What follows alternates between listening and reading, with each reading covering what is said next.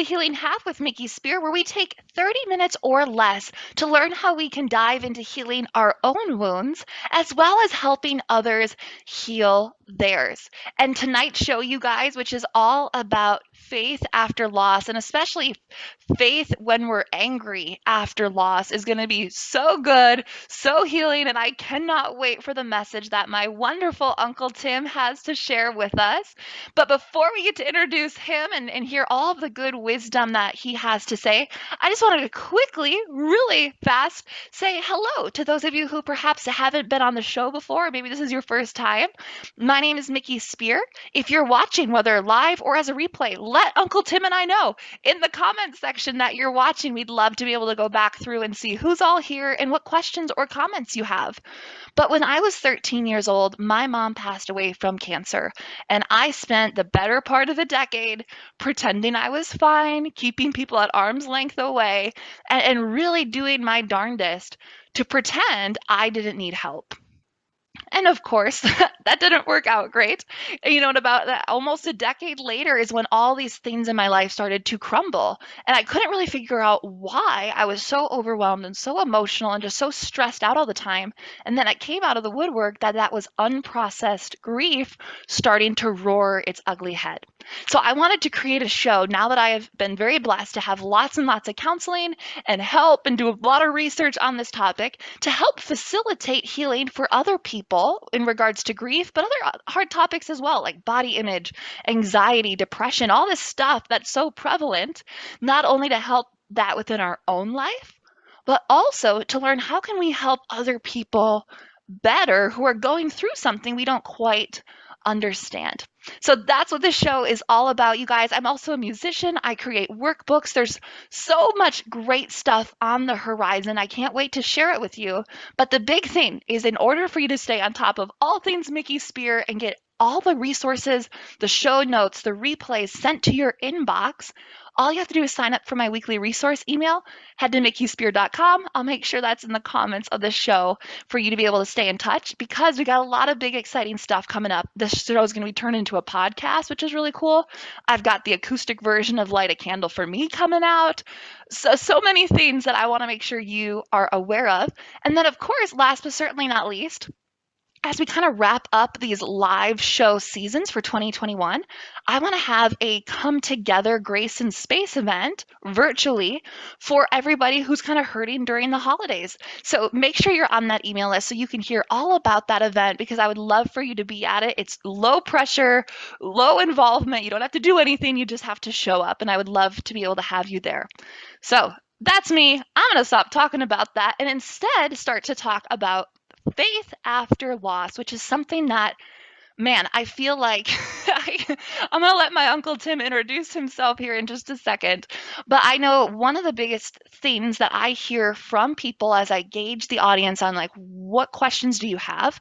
I heard one that kind of broke my heart a couple months ago, which is why I wanted to have this conversation. And somebody wrote in and said, "Hey, Mickey, my friend lost her daughter and she wants some material to help with her loss, but she doesn't want any mention of religion or God because she's so angry at God because her daughter died in an accident. So what do I recommend? What do I do?" And so we were able to find some, non-religious material to help her out, but that kind of spurred this discussion in me where I think anger is a very real emotion after a loss. And so who better than to come and talk about faith and, all that good stuff than a pastor? So I went to the first one that came to my mind, which is my amazing Uncle Tim, who I've had the absolute pleasure of knowing my whole life. And I'll kind of let him kind of take it from there. So Uncle Tim, thank you so much for coming onto the show. Oh, it's great to be here with you, Mickey, and thank you for what you're doing. I think God is really using you in the lives of a lot of grieving people. So it's just an honor to be with you, and hopefully this will be a helpful discussion. Oh, you are so sweet. Thank you so much. So, do you mind just kind of introducing yourself? I mean, I know you pretty well, but the others don't. So, who are you? Yeah, well, I'm Mickey's uncle, and I'm also a pastor. I've been a pastor for a little over 31 years of a couple small churches in Northeast Iowa, and I have a lot of opportunities to work with people through the whole grieving process, and things from expected terminal situations to some of the most horrific type of accidents and things that you just wish that nobody ever had to go through. But we've been able to deal with people through a lot of those very, very difficult times. So I bring some experience to trying to bring God into the situation for people who are really hurting. Well, and thank you for all of your kind words and all the work that you do. I know that's priceless to people in those moments. So I think we're just going to dive right on in. So, kind of the first one to set the scene is, have you ever lost somebody in your life that was really sent you into a kind of a deep grief?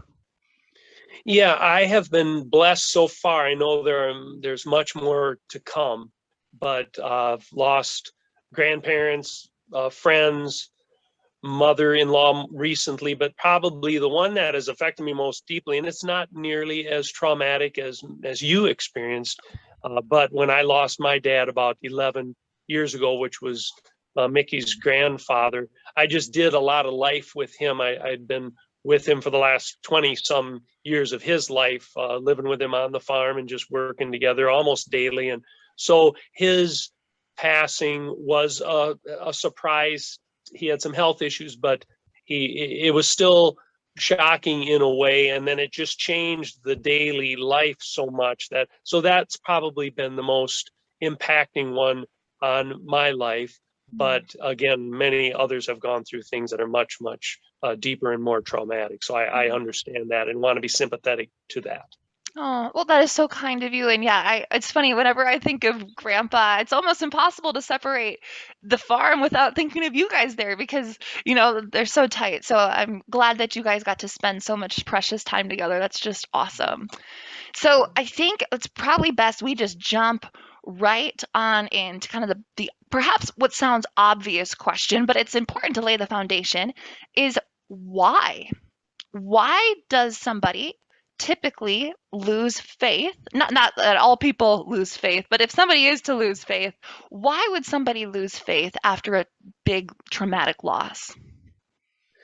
Yeah, I think like you said, kind of the obvious is that your life is thrown into a tailspin and all of your buttons are being pushed that would push a person to anxiety and anger and fear and doubt and just all of those extreme reactions to a very painful situation. So our faith is certainly, everyone's faith would be severely tested at a time of trauma like that. Now, I would add that uh, with the people I deal with, it's very rare that I ever see anybody's faith get rocked to that Mm, point. And I understand it's because I'm dealing with people who have maybe been walking with the Lord closely. I've seen people who have a strong faith and a real strong relationship with God endure hardship that I can't even imagine, which we don't have to get into the details, but just some like I said, so much harder than anything that I've had to deal with. But it's been amazing to watch their faith actually be put to the test, but then be proven real and actually get strengthened so much through the trauma. But I also understand that there are people who do become very angry and draw away from God rather than mm. draw closer to Him. Okay, no, that's really good to know, and I feel like you're right. The people who perhaps like grew up with it and stuff is sometimes easier, but we never know that somebody what's gonna happen. It's almost like a door gets open, you don't know what's on the other side. Like, is this gonna bring them closer to God? What's their reaction gonna be? So that's a really good perspective, and it kind of leads me to the next question that I've got on my list here is to dive into the anger that it feels, that angry emotion, even if they still believe in God. I feel like there's oftentimes anger after a loss, and sometimes it's guilt. But focusing on the anger, one of the things that I've heard people say before is, if God exists, He wouldn't let this happen, and if He did let this happen, then He must not love me in other words, he's not a good God, he's not a good father because he let this happen to me.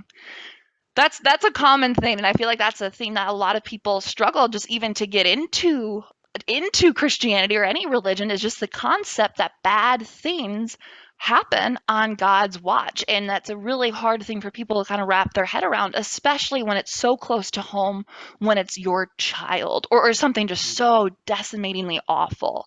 So kind of what would you say to that?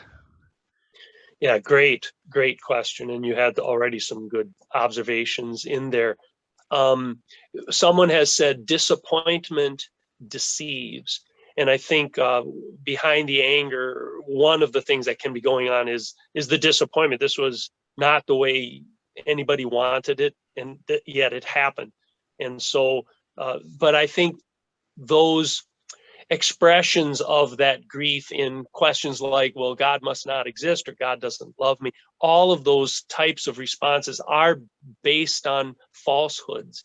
They're just not true about God. And of course, the evil one, the enemy of our souls, and the one who wants us to be taken away from God and to go a different direction and not believe in him anymore, trust him anymore, he is the deceiver. And so those things just aren't true. There's another saying that I found so helpful. God is God, so sometimes he does things differently than we would want, but God is good, and that is the truth. And that's one thing I would just want to just repeat to that person over and over. I understand, you're angry, and that's understandable, but God is there. God is good. God is God. God is good, and God is going somewhere. There is an overarching, bigger plan to all of this, and we can't see how this can possibly be good or even survivable at this moment. But just reminding people, I think, of the truth, but being understanding that they're struggling with it right now. So you don't want to come harsh. You want to be understanding, sympathetic, compassionate, but they've got to hear the truth because they're hearing the lies coming from every other direction. So I would just, again, be sympathetic, loving, but then gently bring the truth to them, and then pray hard for them that God would touch their heart and open up their heart to the truth of how good he actually is and how much he does love them. That's what, yeah, thank you. I think that's so important, just to remember to pray for those people who are experiencing that anger, especially towards God, which to soften their heart. That is so important. To kind of just keep digging a little bit deeper. Counter to that, someone might say, like, you're saying God is good, I'm saying he killed my child, and to me that's Yeah. not good. So like, how do I like, what would you say to someone who's maybe pushing back and be like, how can God be good? This terrible thing happened on his watch. What a great question. One approach could be, I don't know if it'd be helpful in every situation, but just one of the truths is that sin and death and disease and everything exists in the world, not because God did it, it's because man has sinned, and the wages of sin is death. It is death entered the world. And this is what, but again, you have to go to the truth. Death entered the world when man sinned. And so we're living with the very painful consequences of sin all around us. And so I would just bring again to them, I guess, that again, the truth is God is there. By the way, the fact that evil exists, that's a problem for every belief system. Evil does exist, and you've got to deal with it somehow. And so from a Christian perspective, the way we deal with it is man is responsible for all of this pain and death and everything. Yet God is there. God does love us, and God does provide a way for us to come through it with him by our side, and allowing him to take care of us and help us know that this isn't the end of the story, and just all of the things that can give us hope come from a good God. I don't know if that answers your question real No, well. that's what it definitely helped. It definitely helped. You can see my Dog in the background. Don't take Absolutely. that as if he's bored. I promise. He's engaged. He's a very active listener. Just kidding. Hey, come here. Sorry, sorry about that, everyone. We No, I think that's a good answer. And so, to back to that good question, would you encourage people to look at the good things that God has done for them in the past, or like how do they get to that awareness? Is it just recognizing the blessings that are around them that wouldn't be there if there wasn't a good God? Yeah, that might be another helpful approach for someone, um, to see that, or possibly point them to the person of Jesus himself, that he went through what he suffered, that he died, that God even used the death of his son to bring about much good. And Mm, so that might, there are several different angles, and you brought up one, that's another one, just to see that God, again, God is God, God is good. We have to kind of take that one by faith, because it's mm, what his word says. He is good. It's in his nature to be good. And then he is going somewhere. Again, if we do turn to him once we've processed through our anger, and we just ask him for his help, he's the good shepherd. He will lead us through the deep, dark valley of the shadow of death. And he will uh, care for us, love us, heal us, help us cope with the loss. He is good. And so yeah. I would just keep encouraging, and maybe a person could, like you, could say, or me, with the death that we have experienced, we could say, without trying to minimize what they're going through, say, now I have found God good right in the midst of my suffering, Mm, right in the midst of my grief. I have experienced him as good. I know he is truly good.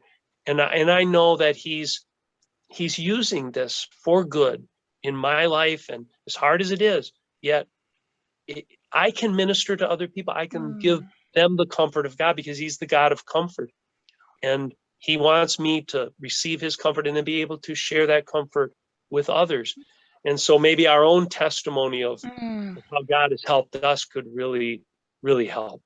I love that. And I think one thing that kind of sparked is a lot of people, they kind of say, get through the stuff you got to get through early on, the anger, that cycle of Mm. grief that just kind of sometimes feels like it just always continues.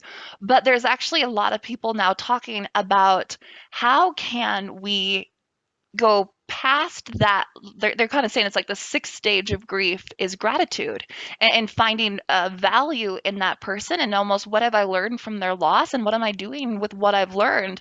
And I feel like when we focus on that, it doesn't diminish the pain, but it does help us see that their legacy and all these other great things are still alive and well, and their seeds that are blossoming into who knows what. So I think that is such a good point, is to try and kind of get outside of it and see what you're doing, who you're meeting, who you're helping. Doesn't mean it's okay that your person died, but that there is good things coming from it. So thank you so much. I really do appreciate that. And you mentioned comfort, which is perfect because I kind of wanted to dive into comfort. And I know you've said a couple times we have to be careful when we are talking to people because we have to remember that they're raw and they're vulnerable.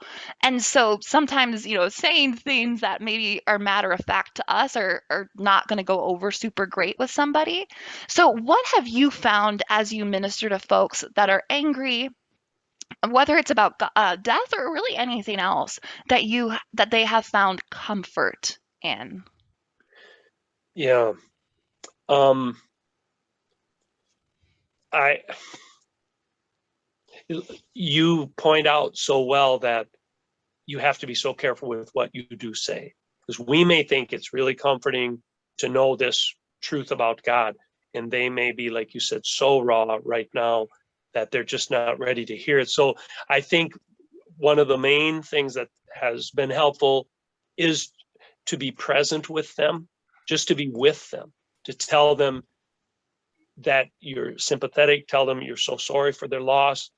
um, there's a lot of things you don't want to say because they're in it, but just to be there and be by their side. And actually resist the temptation to say, just to say something. You know, we so often hurt more than we help because we feel so awkward and feel like we have to say something or have to have that magic one-liner that will just make them feel better. They're suffering, they're hurting. Be with them, be present, let them know you love them, show that you love them, be there with them. Don't necessarily even correct their theology if they're blurting things out that are aren't true. Be so sensitive and so gentle and prayerful for them. So I think just your presence and your love and your listening at those moments can speak volumes.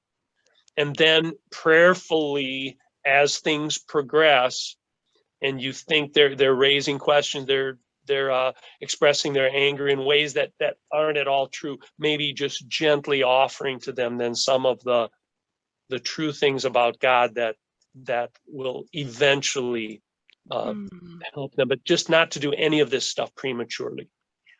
That is so good. That timeline is so important. And I Yeah. love what you said about prayerfully, is this the time? And the great news is, like you said, you're never going to regret holding your tongue. I feel like a lot of times we'll regret things that come out, but you'll never regret just being with somebody in their time of need. So that is so, so important, especially for us as Christians to remember, like, that's what we're called to do. Like, it's ugly and it's hard, and it reminds us of our own inevitable losses around the corner. So we can almost come up with distractions and justifiable excuses. Oh, like, I'm really busy and I've got my own kids to take care of. But we are called, I think it's a great reminder, to sit with people when it's uncomfortable for both of us and for them. So that is such a good reminder. So thank you. Um, as we kind of move from anger and sadness and all those things that we kind of talked about, what are ways that people who are kind of just in the trenches can actually lean into their faith while they are in that dark place? Yeah, that is a tough one because, like I mentioned earlier, I have seen people handle the most horrific experiences imaginable and do it while their faith just shines as so strong and actually becomes much more strong. But the reason for that, in my experiences, have been because they have been walking closely with the Lord.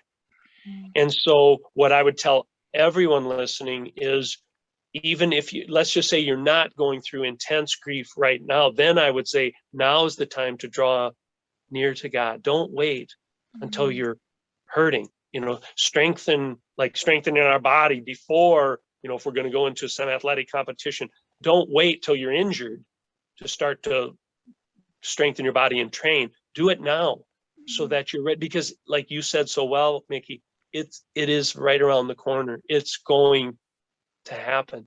So I would say, first of all, pray to God a lot. Be in His Word at every time you can, just to strengthen. Prayer is our talking to God. Being in His Word is Him talking to us. And then through the circumstances of life, as He gives us little tests of our faith, little traumas to deal with them. Go to God now. Train ourselves to go to God in these things, and then experience His comfort and peace.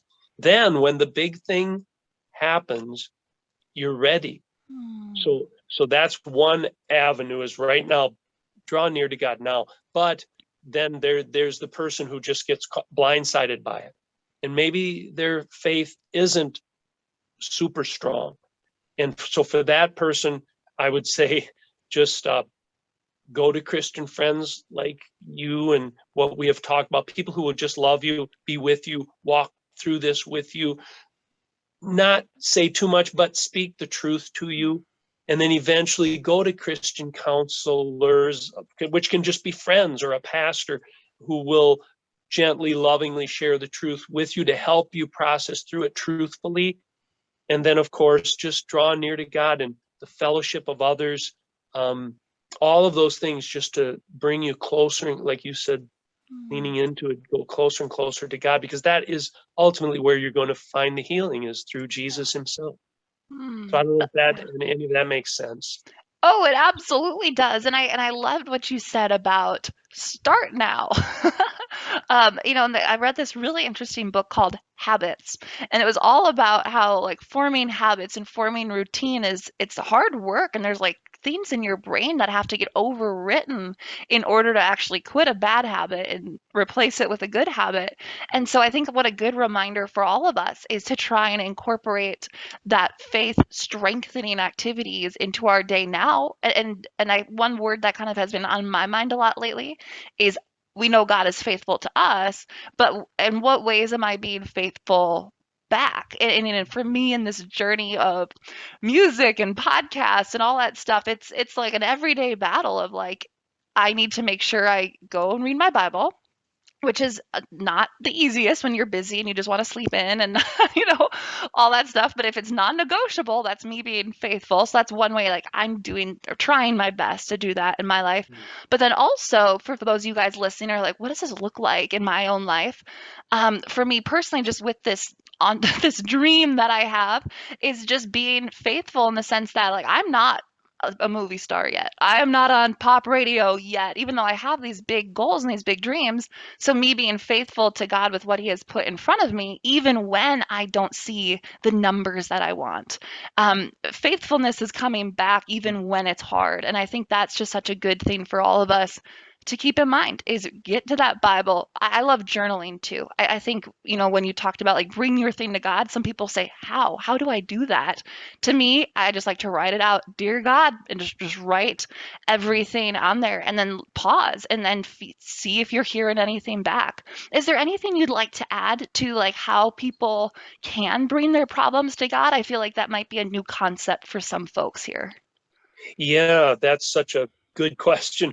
And I've known people who literally say, I cannot pray, especially when they're in the midst of trauma. I know Mm, some very strong pastors who could not pray in the midst of trauma. So all I would encourage them is you may feel like God isn't listening, but again, he is listening. That's a gentle truth I think we can share with people. Prayer is nothing more than talking to God. It is actually the most natural thing a human being can do because he made us to do that. Just just encourage someone. He is there. He is listening. Just mm, as certainly as I'm in the room with you, you could say to that person right now, he is here waiting, listening, loving. Just talk to him like you mm, would their best friend. Pour out your heart to him. Just so I don't know if that fits with your question, but I would just yeah. encourage them to do that. And again, it doesn't even need to be taught. It's so natural, but it's what we don't want to do, and it's what our enemy does not want us to do. It's the last thing he wants us to do. So there's going to be some warfare going on to do Hmm. some resistance to doing it. But I would encourage them to just do that. And the Bible simply says in James, draw near to God and he will draw near to you. So it just believe that promise that if I just talk to him, boom, he's Yeah. right there. So I would encourage him to do that. And then what you're doing, trying to cultivate that daily habit or regular habit is just so important. And the more we can steer people to making that a regular practice of their life, the more that will become habitual for them and helpful for them.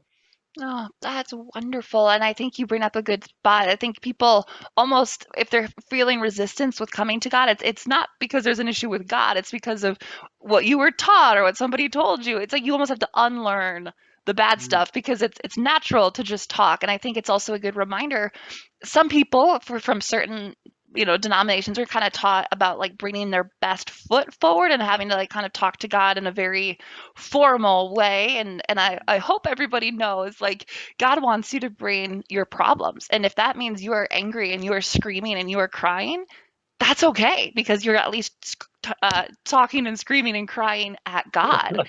And like that's good. Like at least you're talking, and I feel like that's an important reminder. Is it's okay to be angry in the sense that as long as you're talking to God about why you're angry and like letting Him do that. So that is such a good reminder. The last thing that I kind of have for you is you've had such good wisdom nuggets, and I know you're virtual in a way. So if people like your style and they like what you have to say, how can they get more of Pastor Tim Sir?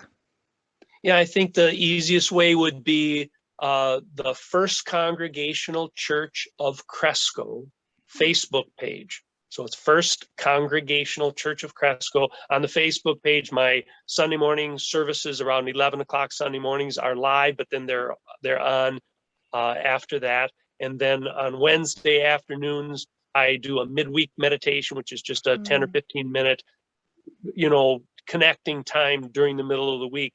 I don't specifically talk just about grief, but lots of stuff, always trying to bring a truth to people that some are finding helpful and comforting. So yeah, that would be one way. If you'd like to sort of touch base, that would be great. Yeah, absolutely. And I can speak from experience. I love those midweek check-ins because it's, we're talking about ways we can connect, and I just love them. I eat them up. So thank you again, Uncle Tim, for being on the show, for all the goodness that you put out there and all the encouragement that you do. I'm so grateful for you. Well, thank you, Mickey, and you as well. Keep up the Oh. good work. And to all of your audience, God bless you, and draw near to God, and Jesus is the answer. Yeah. No, I so appreciate it. Thank you. And all of you guys listening, please in the comments section, let us know your thoughts, or if this kind of stirred something up in you, feel free to message me. Again, I want to be there for you however I can, because I know this is a tough topic, and I know for Uncle Tim and I, who are not deep in grief at this exact moment, it can almost seem in a way like, well, how can you guys talk about that? You don't understand what we're going through. So again, it's okay to be angry in the sense of it's something you have to process. And I just hope that I can help you process that. I hope this message from Uncle Tim helps you process, and I just hope you know that you are not alone on this journey and that you don't have to have all the answers right now. But please don't stay in your anger, because that's only hurting you. And I think that's something that we need to talk about a lot more. And that's a time for another show. So I will see you guys next week. Don't forget to head to mickeyspier.com, jump on that email list, because I've got so many good things coming your way, as well as an opportunity to get some free downloadable material that's kind of a unique thing before it goes live on Amazon. So mickeyspier.com. I would love to be in touch with you however I can. I only send out one email a week, so it's not a pesky thing. And it's packed full of resources. And if you have friends that are on YouTube, and maybe you're watching this as a replay on YouTube, just know we're also on YouTube as well. So not everyone's on Facebook, which is great, because then you can send them a YouTube link. So I'm going to let you guys go, but thank you all so much for being here. I hope you have a fantastic rest of your day, and we will see you next week. Bye.